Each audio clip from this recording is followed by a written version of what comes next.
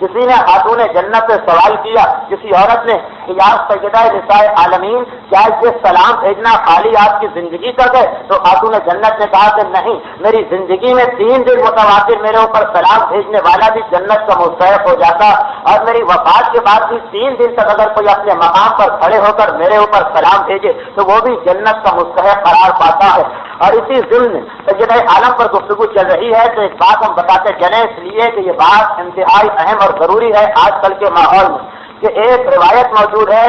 امام جعفر صادق علیہ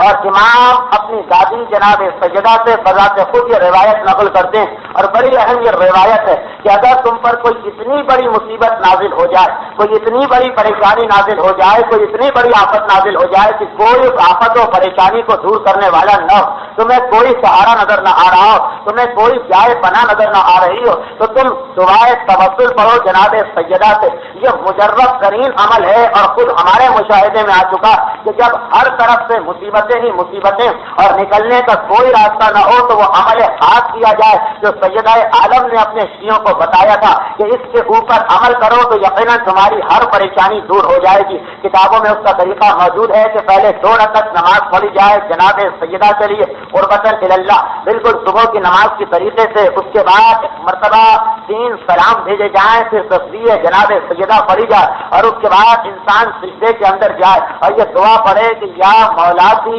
فاطمہ اغثنی، یا مولاتی فاطمہ اغثنی، یا مولاتی فاطمہ اغثنی، یہ پڑھی جائے کہ دعا 510 مرتبہ۔ اور اس کا طریقہ یہ ہوگا کہ پہلے انسان سجدہ کے اوپر اپنی پیشانی رکھے اور 100 مرتبہ یہ دعا پڑھے، اس کے بعد پھر اپنا دایاں رخسارہ سجدہ کے اوپر رکھے اور 100 مرتبہ یہی دعا پڑھے، اس کے بعد 1 مرتبہ پھر اپنی پیشانی سجدہ پر رکھے اور 100 مرتبہ یہ دعا پڑھے، اس کے بعد پھر بایاں رخسارہ سجدہ کے اوپر رکھے اور 100 مرتبہ یہ دعا پڑھے، اور آخر میں پھر اپنی پیشانی سجدہ پر رکھے اور 110 مرتبہ یہ دعا پڑھے کہ یا مولاتی فاطمہ اغثنی، کہ اے میری سیدہ، اے میری سردار فاطمہ میری مدد کو پہنچیے۔ تو روایت یہ ہے کہ جب کوئی انتہائی بڑی پریشانی ہو جائے، انتہائی بڑی مصیبت ہو جائے کہ نہ دوسری دعائیں کام آ رہی نہ دوسرے عمل کام آ رہے، کوئی مصیبت سے نکالنے والا نہیں، تو اس وقت فاطمہ کے توسل سے یہ دعا پڑھو، یہ نماز پڑھو، تسبیح پڑھو اور دعا پڑھو، تو یقیناً خدا تمہاری حاجت کو پورا کرے گا۔